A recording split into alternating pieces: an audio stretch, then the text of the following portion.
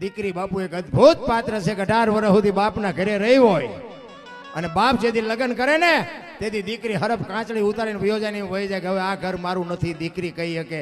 અને જેના પારકા હોય પોતાના કરે એ બાજુ એને જિંદગીમાં ઓછીકું ન રાખ્યું હોય એનો બાપ બાપુ અહીંયા પરણાવી દે એટલે પારકા પોતાના કરી નાખે. અને પોતાના હોય એના બાપુ નજર ન કરે કે ભલે ઈવડે બધા મોજ કરે, બાપુ એને દીકરી કહેવાય. આ તો 2 દી નો થયા ને ભાઈ હાલો ઘરે હાલો, પણ તમે ઘરે જ પોહાવ, બહાર જાય હાલો એમ જ નથી. કોઈ રાખે જ નહીં ભલામણ, તમને ગમે જ નહીં. મુદ્દો મારો ઈ છે. હું એમ કહેવા માંગુ છું કે દીકરીઓનું પારકા પોતાના, અને અત્યારે તો ભગવાનની દયા છે, સારું છે. પણ બાપુ એવી દીકરીઓની માથે સમય પહેલાની વાત, દીકરીઓ માથે બાપુ દુઃખના વાદળ ચડી ગયા હોય, સોકડીઓ ગાળતી હોય, એનો બાપ ત્યાંથી નીકળે અને એમ કે બેટા કેમ છો? કે બાપા અમે બધાય મજામાં છીએ, મારી બાને કહેજો ચિંતા ન કરે, નકર આ ભારતની દીકરીઓ 3 દી સુધી અનાજનો દાણો પેટમાં ન નાખ્યો હોય, દુઃખના વાદળ ચડી ગયા હોય, હાહુ અને જેઠાણી ચામડા તોડતી હોય, તોય કોઈ દી બાપને ન કીધું કે મારે આ દુઃખ છે. અરે ક્યાં વાત કરો રામ, એક કેરોસીન છાંટીને દિવાળી મૂકી દે, પણ બાપુ હું ફલાણા બાપની દીકરી છું, મારે મારા આર્યાની ફરિયાદ ન કરાય. ઈ દીકરી પછી ધોયેલ મૂળા ઓલા દારૂ પી પીને તમે જોવો ને ઘરે આવીને ધોકાવતા હોય, બૈરા રોટલાને મોડું થયું મારી નાખી, બુસ્કોટ ખંભે નાખ્યો હોય, ઓસરી આવીને બેઠા હોય. પછી દીકરીઓ શું કરે ભલે, પછી કેરોસીન છાંટે, કાં કૂવામાં પડે અને જિંદગી ટૂંકાવી દે. પછી છોડીને આવડે નહીં, સાનકી છોકરા રે નહીં, સાના અધવચ્ચે ઘર ભાંગે, પછી ખપ પડે ગઢી માના, પછી માને રોટલા દે. હવે તો કે મેં દારૂ મૂકી દીધું, હવે તો મૂકી જ છે ને બેટા, મારા કોઈ રોટલો કરી દે એવું નથી. અરે હોય તો જાળવી લેજો મારા રામ, કારણ કે દીકરી છે એ દીકરી છે, અદ્ભુત પાત્ર છે. એમાંય બાપુ આતારનો સમય મેં કીધું એમ થોડો કામ થપાટ મારી ગયો છે. નગર આજથી હું તમને 30 થી 40 વર્ષ 30 35 વર્ષ પહેલાની વાત કરું. એક ગામમાં ગમે સમાજની દીકરી હોય અને એ સમાજની દીકરી કોઈ પણ નહીં હોય ને બાપુ હારે જાતી હોય, જાન બાનને આમ બાપુ તૈયારી થતી હોય અને ઝાંપે આવે ને, આખા ગામના 18 વણના જેટલા હોય ને એટલે ફલાણા ભાઈની દીકરી જાય છે, બાપુ આખું ગામ જાય ઝાંપે.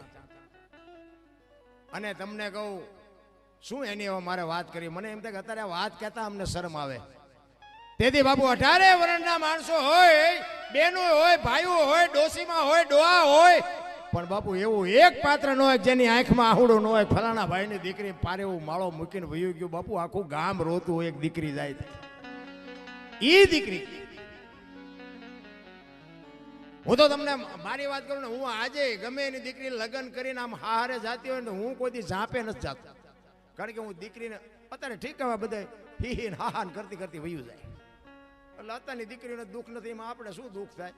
પણ ને કે એ વખતના સમયમાં બાપુ દીકરીનું વળાવતા હોય ને, આખું ગામ હોય, પણ બાપુ હું ન જોઉં, કારણ કે હું જોઈ જ ન શકું. મને એમ થાય કે આહા કેવું પાત્ર, એક માન બાપે ઉછેરેલું પાત્ર. નાની એવી દીકરી હોય, પગમાં નાની ઝાંઝરી હોય, છમક છમક છમક છમક બાપુ એ ફરિયામાં ફરતી હોય, આમ દિવાલું ને એ ટેકા કરી કરી અને બાપા બાપા દાદા દાદા કરતી હોય, બાપાની મૂછું ખેંચતી હોય, બાપના આ વાળ ખેંચતી હોય.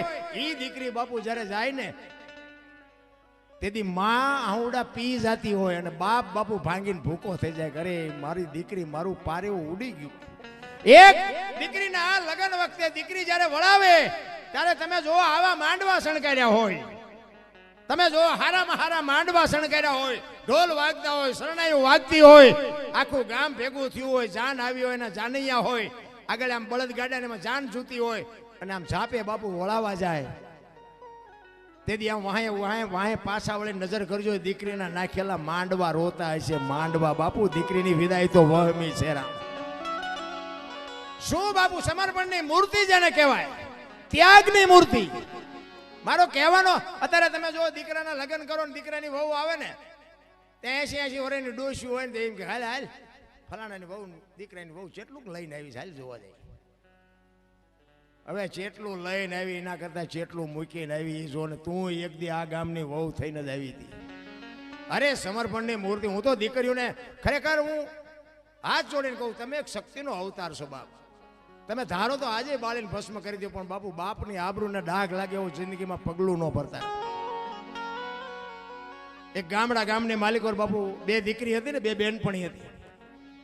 એક ગામડાની તમને વાત કરું. એ બે બેનપણીઓ નાની બે બાજુમાં રહેતી હતી, અલગ અલગ પાડોશીમાં. બે બેનપણીઓ પણ રોજ ભેગી રહે. ઓલી દીકરીના ઘરે આ દીકરી ગયો ત્યાં ખાઈ લે, ત્યાં હુઈ જાય. આ દીકરી કદાચ આના ઘરે હોય તો ત્યાં ખાઈ લે, ત્યાં હુઈ જાય. બે દીકરીઓ બાપુ ખેતરે જાય, ભણવા જાય, ઢોરમાં જાય, ભેગી. સમય સંજોગ અનુસાર બાપુ બે દીકરીઓ 18-20 વર્ષની થઈ ને, તેથી બાપુ બે દીકરીઓના માતા પિતા દીકરી માટે બાપુ સંબંધ મળ્યા ગોતવા. અને સમય સંજોગ અનુસાર બે જણાને બેને અલગ અલગ ગામમાં બે દીકરીઓને લગ્ન કરી દેવાના. એક દીકરીને જોવો ને બાપુ બંગલાની સાહેબી, મોટરની સાહેબી, અને એક દીકરીને તમે જોવો ને તો બાપુ બટકું રોટલો ખાવા ન દે, એની હાહુ એની નણંદ પહેરવા કપડું ન દે ભાઈ. જો આ બાપુ કરમની ગતિ છે. બધાને બાપુ બંગલાની ગાડીઓ જોવે છે, બધાને ન મળે. પૈસાદારની જે દીકરી હતી, પૈસાદારના કુટુંબમાં જે વહુ થઈને આવી હતી, એને એના ઘરવાળાને એકવાર કીધું કે હું મારા બાપના ઘરે જાઉં તેથી મારી બેનપણી સાસરે હોય છે, ઈ મારા બાપના ઘરે આવે તો હું સાસરે હોય. અમારા લગ્ન થયા તે ના અમે એકઈ ભેગા નથી થયા. હાલ નહીં કે હાલો નહીં કે આપણે ગાડી લઈને જાય, મારી બેનપણી ફલાણા ગામમાં છે. એ બે જણા ગાડી લઈને એ ગામમાં જાય છે. ગામમાં પૂછતા જાય છે કે ફલાણા ભાઈનું ઘર કોકે બતાવ્યું ખામાં છે. એ બારણાની વચ્ચે એ દીકરીની સાસુ ઉભેલી. એને કીધું કે ફલાણા ભાઈનું ઘર, તો આને કીધું કે હા. તો કે ફલાણી બેન, તો કે હા એ મારા દીકરાની વહુ છે, અંદર રૂમમાં છે. એ રૂમમાં હતી ને એટલે આ જે બેન આવી હતી ને એ બેને કીધું કે બેન હું ઠેઠ 50 કિલોમીટરથી આવી છું, તું રૂમમાંથી બારી તો નીકળ. તેથી બાપુ એ બેન બારી નથી નીકળતી. અને બેન શું કહે છે, હું બારી નહીં નીકળું. બાપુ જો દુઃખ તો તમને મને કોઈને નથી. દુઃખના વાદળ તો બાપુજીની માથે સડ્યા હોય, જેને ભોગ્યું હોય એને ખબર હોય. એ દીકરી ના પાડે છે કે હું નહીં નીકળું. કે પણ શું કામ? ત્યારે દીકરી કહે છે દુઃખનો ઉગ્યો છે દાફડો રે, માથે ઉગ્યા કાળા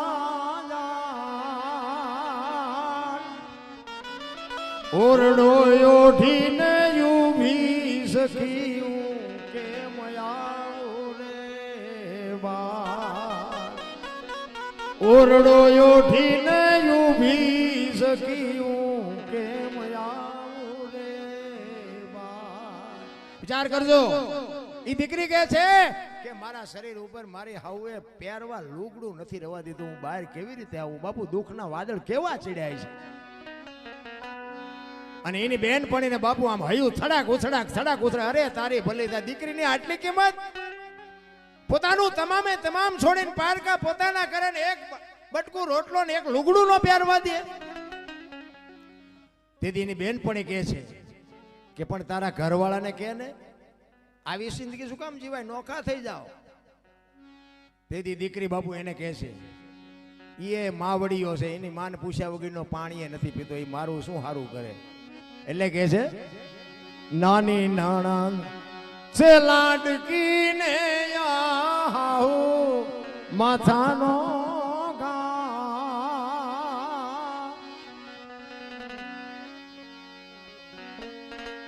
નાની નણંદ છે લાડકી ને માથાનો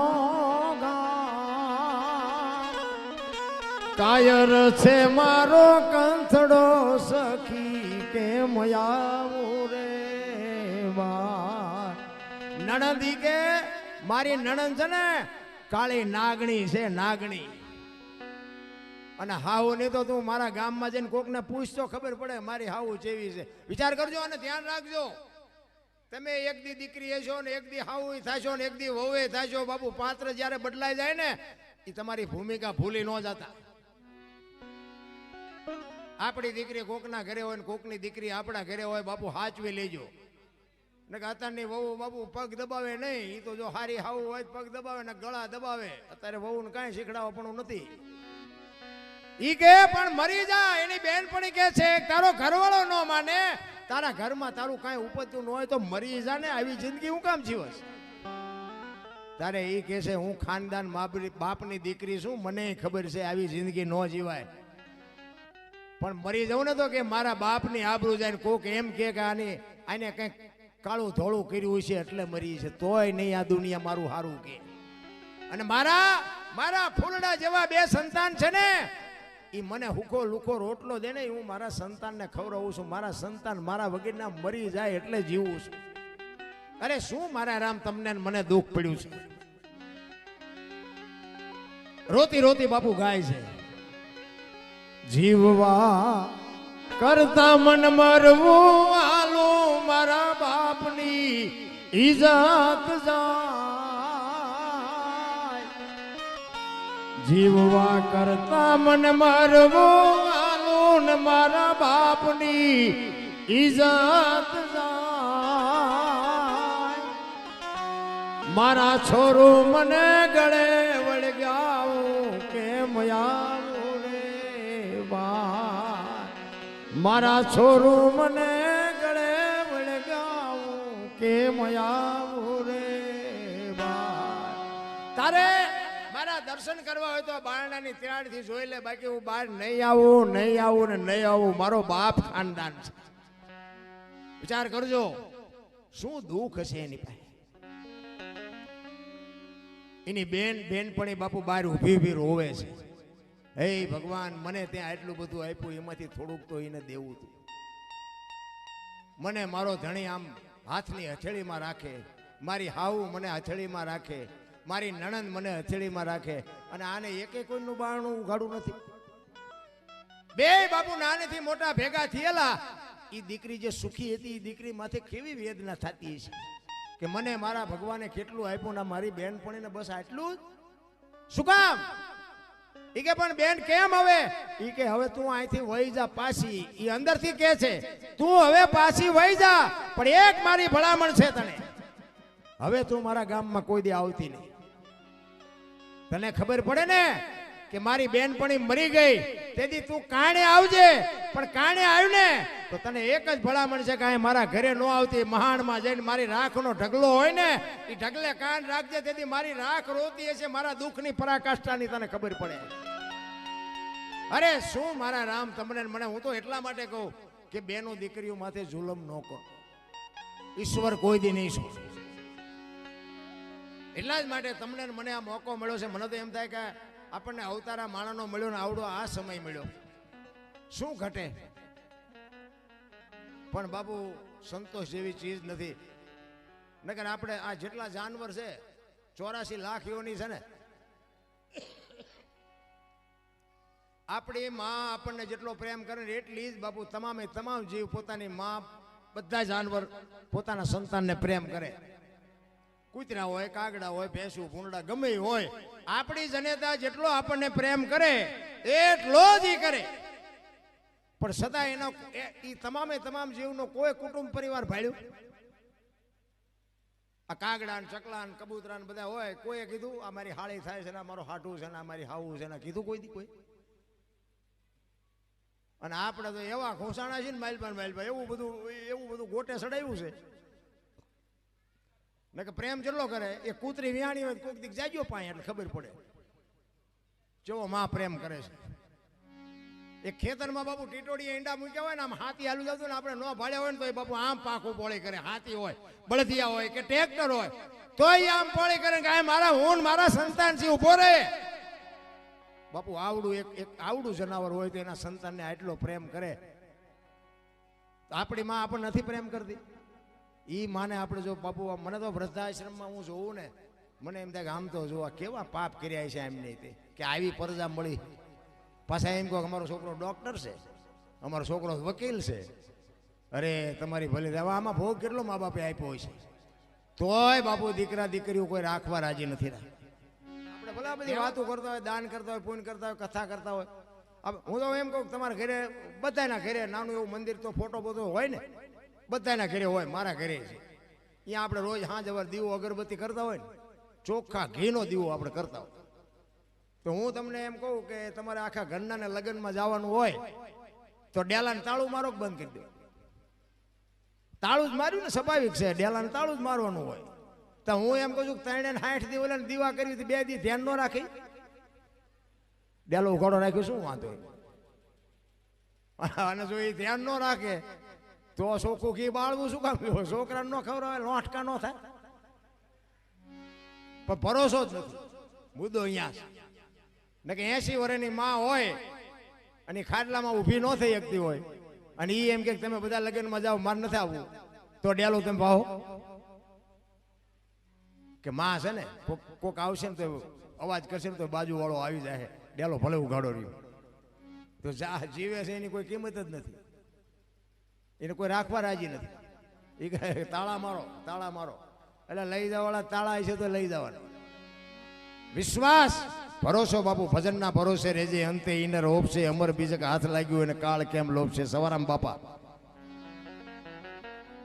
ઈ બજાણાની બજારમાં બાપુ વાણી કરે. સવારામ ભગત બજાણામાં આવે, ભજન કરે, સુરતા સુગડ સમેટે, સાહેબ ઘટમાં ભેટે, તીર્થ વ્રત બહુ કરે, જાય બદ્રીને ભેટે, પડ્યું અહીંયા ગોતે ને ગોતે, શેટે શેટે, આદલ તો અંતરમાં રહેશે મારા બાપ, ભજન કરો તો ભેટે. આ એક ભજન બાપુ સવારામ બાપાએ ગાયું. જબુમાં એના ઘરે હતા ને, અહીંયા એને વાગી ગયું કે મને જ કહે છે.